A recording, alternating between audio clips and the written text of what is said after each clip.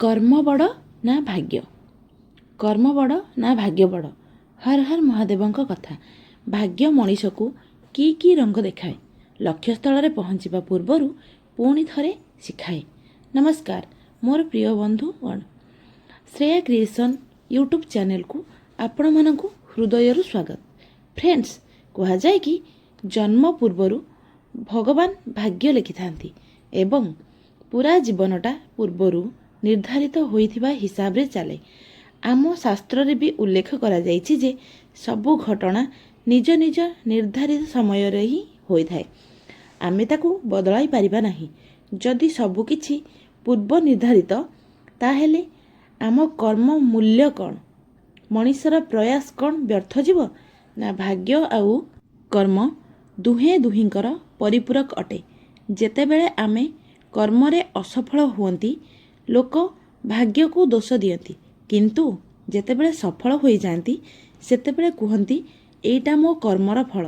सत कथा हेउछि ना भाग्य पूरा सत्य एवं ना कर्मर शक्ति को अणदेखा करि हेबो।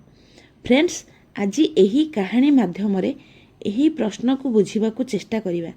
ए खाली गोटे कहानी नुहे, बरं आपणक भावना को मध्य बदलाई देबो। ए कहानी ए कथा मध्य शिखेइब जे जीवन रे भाग्य भरोसा रे बसी रही हेबनी कि खाली कर्म करी सबु किछि बदलाई हेबनी। आसंतु जानिबा भाग्य और कर्म मध्य रे किए बड़। कहानी को शेष पर्यंत निश्चय शुणिबे, कारण कुहा जाए जे अल्प विद्या भयंकर होइथाए। गोटे समयर कथा, पहाड़ पाखकु लागिथिबा गोटे गाँर नाम माधवगढ़। सेठी गोपाल बोली गोटे पिला ता भौणी सुमन सहित एक साधारण घरे रहुथिला। तांको बापा माँ पिला दिनरु ही मृत्युवरण करथिले। गाँ रे गोपालर गोटे छोट दुकान थिला, जेउथिरे से भाई भौणी दुई जनकर गुजराण मेंटुथिला। सबुदिन दुकान बंद करिबा परे घर को फेरे ओ भाई भौणी खाई पी सारी दिनक जाकर कथा बसी एका सहित हुअंती। दिने सुमन खाइबा को बाड़ू बाड़ू कहिला, भाई आम दुकान को बड़ करिबा पई प्रयास करिबा उचित। एथिरे कोन चली हेउछि, जेमिति सेमिति करी चली जाउछु सिना। गोपाल कहिला, जेमिति आम भाग्य रे थिबो सेमिति ही मिलिबो। बेकार प्रयास करी किछि लाभ नाही। भाग्य रे जहा थाए सेमिति ही हुए। सुमन कहिला, भाई माँ सबु बेले कुहे परिश्रम करुथिबा लोकर भाग्य भी दिने बदली थाए। आमको प्रयास करिबा उचित, नहेले आमे एमिति ही सबु बेले रहिबा गरीब हुई। गोपाल मुंड हलै कहिला, तू बिना सुमन दुई ओळीर खाइबा तो आमको मिलुछि, एमिति आम पाई बहुत अधिक भाविली, किछि बदली जीव नाही। एमिति कही से सोईगला। किंतु सुमन को बहुत राति जाए निद हेउ न थाए। बसिकी खोला आकाश को देखुथाए आउ मन को मन भाबुथाए, कौन सतरे भाग्य को बदलाई हेबनी? जदि माँ आज थांते कौन से भी भाई परी भाभी थांते ना मते ठीक रास्ता देखाई थांते। एमिति भाबी भाबी ता आखि लागी जाइछि। से सेठी सोई जाइछि, किंतु ता मनरे गोटे नुआ भावना आसी जाइछि जे से ता भाई को देखै देबो कि कर्म और परिश्रम हेउ असली ताकत भाग्य नुहे। परदिन जेतेबेले गोपाल दुकान जिबाको बाहरु थाए, सुमन कहिला, भाई टिके रुह। गोपाल कहिला, कौन हैला, कौन किछि काम अछि कि ना बजाररू किछि जिनिस आनिबार अछि? सुमन कहिला, ना भाई तुमे जंगल जाओ, किंतु पाख जंगलरू किछि काठ आनी देई जाओ। गोपाल कहिला, ठीक अछि। एतिकी कही गोपाल सेठु चलीगला जंगल को काठ पाई। एपटे सुमन ता भाईर आसीबा बाट को चाही बसिछि। गोपाल सेपटे काठ जोगाड़ करिबारे लागी पड़िछि। काठ काटिबा समय रे गोपालर हाथ कटिगला। से भाबिला, मु आउ टिके आगको जाए, काले आउ किए काठ नेबाको आसीथिबो, मते साहाଯ୍य करिवो। सुमन किंतु एपटे भाई को अपेक्षा करिछि। आउ भाबुछि सकाळु आसी दिन द्विप्रहर हेलाणी, भाईर किछि खबर नाही। मो भाईर कोन किछि असुविधा हैला जे एते डेरी गलाणी? हे भगवान, मो भाई भलरे थाउ, एमिति भाबुथाए। सेपटे गोपाल साहाଯ୍य पाइबा आशारे जाई गोटे मंदिर पाखरे पहुँचिला, किंतु से सेठी काहारी को देखि पारिला नाही। से सेठु चित्कार कला, किए अछ, मते टिके साहाଯ୍य कर, मो हाथ कटि जाइछि। गोपालर चित्कार शुणी जड़े लोक बाहर को आसिले, आउ देखिले जड़े जवान पिला बाहर छिड़ा होइछि। ଆଉ ହାତରୁ ଧାର ଧାର ହୋଇ ରକ୍ତ ବୋହିଯାଉଛି। ସେ ସେଠୁ ଦୌଡ଼ି କରି ଭିତରକୁ ଗଲେ, ଔଷଧ ନେଇ ଆସିଲେ ଏବଂ ଗୋପାଳ ହାତରେ ଲଗେଇଲେ। ସେ ଲୋକ ଜଣକ ମନ୍ଦିର ସଫା ଓ ମନ୍ଦିରର ଦେଖାଶୁଣା କରେ। ସେତିକିବେଳେ ତା ପଛରୁ ଗୋଟେ ଆବାଜ ଆସିଲା, ଭାଇ କ'ଣ ହେଲା? ତୋ ହାତ କେମିତି କଟିଲା? ଗୋପାଳ ଆଶ୍ଚର୍ଯ୍ୟର ସହିତ କହିଲା, ସୁମନ ତୁ ଏଠି?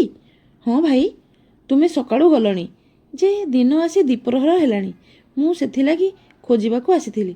ତମେ କେମିତି ଜାଣିବ? ମୋ ମନକୁ ବହୁତ ଖରାପ ଚିନ୍ତାଧାରା ଆସୁଥିଲା। ତମେ ଫେରିବା ଡେରି ହେବାରୁ ଭାଇ ଭଉଣୀ ଏମିତି କଥା ହେଉ ହେଉ ମନ୍ଦିରର କର୍ମଚାରୀ କହିଲେ, ଗୋପାଳ ତମେ ତମ ହାତର ଯତ୍ନ ନେବ, ଧୀରେ ଧୀରେ ସେ ଘା କମିଯିବ। ଗୋପାଳ ମନ୍ଦିରର କର୍ମଚାରୀଙ୍କୁ ଧନ୍ୟବାଦ ଦେଲା ଓ ଭାଇ ଭଉଣୀ ଦୁଇଜଣ ମିଶି ଘରକୁ ଫେରିଲେ। ଘରକୁ ଯାଉ ଯାଉ ସୁମନ କହିଲା, ଭାଇ ମୁଁ ଶୁଣିଛି ଏଇ ମନ୍ଦିରରେ ଜଣେ ବିଦ୍ୱାନ ବ୍ରାହ୍ମଣ ଅଛନ୍ତି, ଯିଏକି ଗ୍ରନ୍ଥ ଓ ପୁରାଣ ବିଷୟରେ ବହୁତ ଜ୍ଞାନ ଅଛି। ଚାଲ ନା ଆମେ ତାଙ୍କ ପାଖକୁ ଯିବା। ସେଇଠୁ ମନ୍ଦିରର କର୍ମଚାରୀ କହିଲେ, ହଁ ମା, ଆଜି ବାବା ମନ୍ଦିରରେ ଗ୍ରନ୍ଥ ପାଠ କରୁଛନ୍ତି। ଏମିତିରେ ବି ସମସ୍ତଙ୍କର ଭାଗ୍ୟରେ ନଥାଏ ତାଙ୍କୁ ଦର୍ଶନ ପାଇବା। ଏମିତି ଅବସରକୁ ହାତଛଡ଼ା ନ କରି ତାଙ୍କ ସହିତ ଦେଖା କରନ୍ତୁ। ତାଙ୍କ ସହିତ ଯିଏ ମିଳନ୍ତି ତାଙ୍କର ସବୁ ଦୁଃଖ ଦୂର ହୋଇଯାଏ ଏବଂ ଜୀବନକୁ ନୂଆ ମାର୍ଗ ମିଳିଯାଏ। ଏ କଥା ଶୁଣି ସୁମନ ନିଜକୁ ଅଟକାଇ ପାରିଲା ନାହିଁ। ସେ ତା ଭାଇର ହାତ ଧରି ତାଙ୍କ ପାଖକୁ ନେଇଗଲା। ଯେତେ ସେ ଭାଇ ଭଉଣୀ ଦୁଇଜଣ ମହର୍ଷିଙ୍କ ପାଖରେ ପହଞ୍ଚିଲେ, ଦେଖିଲେ କି ମହର୍ଷି ଗ୍ରନ୍ଥରେ ପୁରା ବୁଡ଼ି ଯାଇଛନ୍ତି। ସୁମନ ଆଉ ଗୋପାଳ କିଛି ସମୟ ପର୍ଯ୍ୟନ୍ତ ତାଙ୍କୁ ଖାଲି ଚାହିଁ ରହିଲେ। ସେଇଠୁ ସୁମନ ଗୋପାଳର ହାତ ଧରି ମହର୍ଷିଙ୍କ ଆଗରେ ବସି ପଡ଼ିଲା। ସୁମନ ମହର୍ଷିଙ୍କୁ ପ୍ରଣାମ କଲା। ମହର୍ଷି ଦୁଇଜଣଙ୍କୁ ଦେଖିଲେ। ସୁମନ କହିଲା, ହେ ମୁନିବର, ଆପଣଙ୍କ ଦର୍ଶନ ପାଇବା ମାତ୍ରେ ଜୀବନର ସବୁ ସମସ୍ୟାର ସମାଧାନର ରାସ୍ତା ମିଳିଯାଏ। ମୁଁ ଏମିତି ଶୁଣିଥିଲି। କୃପା କରି ଆପଣ ଆମର ସମସ୍ୟାକୁ ଦୂର କରି ଦିଅନ୍ତୁ। ଗୋପାଳର ଏସବୁଥିରେ ଟିକେ ବି ବିଶ୍ୱାସ ନଥାଏ କି ଇଚ୍ଛା ବି ନଥିଲା। ସେ ଖାଲି ସେଠି ବସିକି ସୁମନ ଓ ମୁନିବରଙ୍କୁ ଦେଖୁଥିଲା। ମୁନିବର କହିଲେ, ଝିଅ ଏମିତି କ'ଣ ସମସ୍ୟା ଅଛି ମୋତେ କୁହ। ସୁମନ କହିଲା, ମୋର ଆପଣଙ୍କୁ ଦୁଇଟି ପ୍ରଶ୍ନ ପଚାରିବାର ଅଛି, ଯାହାର ଉତ୍ତର ମୁଁ ଖୋଜି ପାଉନି। ପ୍ରଥମଟା ଭାଗ୍ୟ, ଦ୍ୱିତୀୟଟା କର୍ମ। ପୁଣି ସୁମନ କହିଲା, ମୁନିବର, ମଣିଷର ଜନ୍ମ ପୂର୍ବରୁ କ'ଣ ତାର ଭାଗ୍ୟ ଲେଖା ହୋଇଥାଏ? ଆମର ଭବିଷ୍ୟତ କ'ଣ ପୂର୍ବରୁ ନିର୍ଦ୍ଧାରିତ?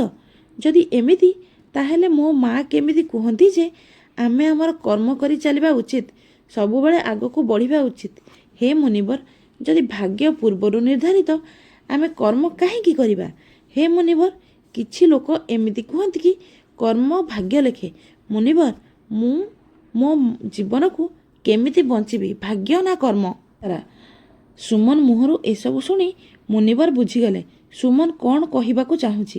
ମୁନିବର କହିଲେ, ହଁ ଝିଅ, ଏ ସଂସାରରେ ସବୁ ମଣିଷଙ୍କର ଭାଗ୍ୟ ଜନ୍ମ ପୂର୍ବରୁ ନିର୍ଦ୍ଧାରିତ। ମହର୍ଷି ଆଉ କିଛି କହିବାକୁ ଯାଉଥିଲେ। ଗୋପାଳ ସୁମନ ଆଡ଼କୁ ଚାହିଁ କହିଲା, ଦେଖିଲୁ ସୁମନ, ଯାହା ଭାଗ୍ୟରେ ଅଛି ସେଇଟା ହିଁ ଜୀବନ।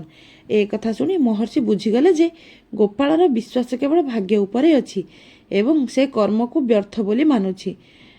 ମହର୍ଷି ଗୋପାଳକୁ ଚାହିଁ କହିଲେ, ବେଟା, ଭାଗ୍ୟ ଓ କର୍ମ ଭିତରେ ଥିବା ସମ୍ବନ୍ଧକୁ ବୁଝିବା ବହୁତ ଜରୁରୀ। ସେଇଠୁ ଗୋପାଳ କହିଲା, ମୋତେ କ୍ଷମା କରନ୍ତୁ ମୁନିବର, ମୋ ହିସାବରେ କର୍ମର କିଛି ମାନେ ହିଁ ନାହିଁ। ମୁଁ ଯାହା ବି କରେ ନା କାହିଁକି ମୋ ଭାଗ୍ୟରେ ସେଇଆ ରହିବ ଯାହା ମୋ ଭାଗ୍ୟରେ ଅଛି। ଗୋପାଳ ସୁମନକୁ ଅଣଦେଖା କରି ମହର୍ଷିଙ୍କୁ କହିଲା, ହେ ମୁନିବର, ଗୋଟେ ଦେଶରେ ଗୋଟେ ରାଜା ଥିଲେ। ଦିନେ ରାଜାକୁ ତାଙ୍କ ରାଜଗୁରୁ କହିଲେ କି ରାଜାଙ୍କ ଆୟୁଷ କେବଳ 40 ବର୍ଷ ପର୍ଯ୍ୟନ୍ତ। ଏ କଥା ଶୁଣି ରାଜା ଡରିଗଲେ। ସେ ସେଇଠୁ ନିଜକୁ ଗୋଟେ ଘରେ ବନ୍ଦୀ କରି ରଖିଲେ। ରାଜା ଭାବିଲେ କି ଯଦି ସେ କୁଆଡ଼େ ନ ଯିବେ ତାହେଲେ ତାଙ୍କର କିଛି କ୍ଷତି ହେବନି। ଏମିତି କିଛି ଦିନ ଗଲା। ଯେଉଁଦିନ ରାଜାଙ୍କୁ 40 ବର୍ଷ ହେଲା, ଠିକ୍ ସେହିଦିନ ମହଲର ଗୋଟେ କାନ୍ଥ ଭାଙ୍ଗିଗଲା। ରାଜା ସେହି କାନ୍ଥ ତଳେ ଚାପି ହୋଇ ମରିଗଲେ। ସେଇଠୁ ଗୋପାଳ କହିଲା, ହେ ମୁନିବର, ସେ ତ ଗୋଟେ ରାଜ୍ୟର ରାଜା ଥିଲେ, ତାପରେ ବି ନିଜର ଭାଗ୍ୟଲେଖାକୁ ବଦଳାଇ ପାରିଲେ ନାହିଁ। ଗୋପାଳ କଥା ଶୁଣି ମହର୍ଷି ଜୋର ଜୋରରେ ହସିଲେ। ମହର୍ଷିଙ୍କ ହସ ଦେଖି ଗୋପାଳ ଓ ସୁମନ ଦୁଇଜଣ ଆଶ୍ଚର୍ଯ୍ୟ ହୋଇଗଲେ। ସେଇଠୁ ମହର୍ଷି କହିଲେ, ବେଟା, ତୁମେ ଅଧା କାହାଣୀ ଶୁଣିଛ, ନହେଲେ ଯିଏ ତୁମକୁ ଏ କାହାଣୀ କହିଛନ୍ତି ତାଙ୍କୁ ଏ କାହାଣୀ ବିଷୟରେ ଠିକ୍ରେ ଜଣା ନାହିଁ। ଗୋପାଳ ଚିନ୍ତାରେ ପଡ଼ିଗଲା। ଗୋପାଳକୁ ଦେଖି ମହର୍ଷି କହିଲେ, ବେଟା, ସେଥିଲାଗି କୁହନ୍ତି ଅଳ୍ପ ବିଦ୍ୟା ଭୟଙ୍କରୀ, ଅର୍ଥାତ୍ ଅଧା ଜାଣିଥିବା ବିଦ୍ୟା ସବୁବେଳେ ଅସୁବିଧାରେ ପକାଏ। ଗୋପାଳ କହିଲା, କ୍ଷମା କରିବେ ମୁନିବର, ମୁଁ କିଛି ବୁଝିପାରିଲିନି। ସେଇଠୁ ମହର୍ଷି କହିଲେ, ବେଟା, କାହାଣୀ ତ ତୁମେ ଠିକ୍ କହିଲ, କିନ୍ତୁ ଏ କାହାଣୀଟି ପୁରା ସମ୍ପୂର୍ଣ୍ଣ ନଥିଲା, ଅଧା ଥିଲା। ମହର୍ଷି ପୁଣି କହିଲେ, ଯଦି ତୁମେ ପୁରା କାହାଣୀ ଶୁଣିଥାନ୍ତ ତାହେଲେ ଭାଗ୍ୟ ଓ କର୍ମକୁ ଠିକ୍ ଭାବରେ ବୁଝିପାରିଥାନ୍ତ।